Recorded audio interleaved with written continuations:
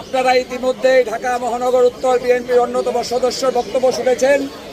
আমাদের মেসেজ একটাই, ঢাকা মহানগর উত্তর বিএনপির আহ্বায়ক নীরব ভাই, সদস্য সচিব আমিনুল ভাই আমাদের নির্দেশ দিয়েছে, আমরা দারুস সালাম, মিরপুর, শাহালি আমাদের জগলুল পাশা পাপেলের নেতৃত্বে আমরা আগামী স্বৈরা শাসক শেখ হাসিনা যে পর্যন্ত ফাঁসি নির্ধারিত না হবে সেই পর্যন্ত আমরা সকল শক্তি নিয়ে এই স্বৈরাচার শেখ হাসিনার ফাঁসি কার্যকর না করা পর্যন্ত আমরা রাজপথে থাকবো।